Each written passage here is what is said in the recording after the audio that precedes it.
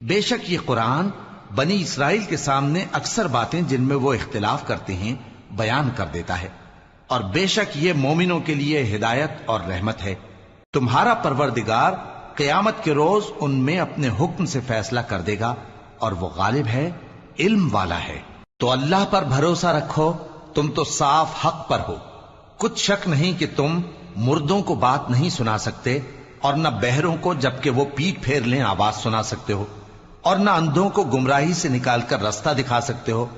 تم تو انہی کو سنا سکتے ہو جو ہماری آیتوں پر ایمان لاتے ہیں، پھر وہ فرما بردار ہو جاتے ہیں، اور جب ان کے بارے میں عذاب کا وعدہ پورا ہوگا تو ہم ان کے لیے زمین میں سے ایک جانور نکالیں گے جو ان سے باتیں کرے گا۔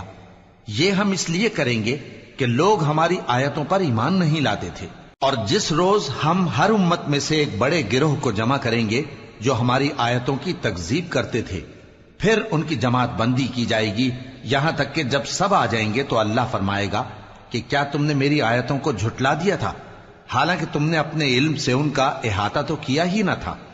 بھلا تم کیا کرتے رہتے تھے؟ اور ان کے ظلم کے سبب ان کے حق میں وعدہ عذاب پورا ہو کر رہے گا تو وہ بول بھی نہ سکیں گے۔ کیا انہوں نے نہیں دیکھا کہ ہم نے رات کو اس لیے بنایا ہے کہ اس میں آرام کریں، اور دن کو روشن بنایا ہے کہ اس میں کام کریں؟ بے شک اس میں مومن لوگوں کے لیے نشانیاں ہیں۔ اور جس روز سور پھونکا جائے گا تو جو لوگ آسمانوں میں اور جو زمین میں ہیں سب گھبرا اٹھیں گے، مگر وہ جسے اللہ چاہے، اور سب اس کے پاس عاجز ہو کر چلے آئیں گے۔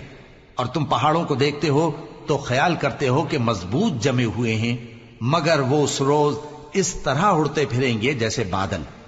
یہ اللہ کی کاریگری ہے جس نے ہر چیز کو مضبوط بنایا، بے شک وہ تمہارے سب افعال سے باخبر ہے۔ جو شخص نیکی لے کر آئے گا تو اس کے لیے اس سے بہتر بدلہ تیار ہے، اور ایسے لوگ اس روز گھبراہٹ سے بے خوف ہوں گے، اور جو برائی لے کر آئے گا تو ایسے لوگ اوندھے منہ دوزخ میں ڈال دیے جائیں گے۔ تم کو تو انہی اعمال کا بدلہ ملے گا جو تم کرتے رہے ہو۔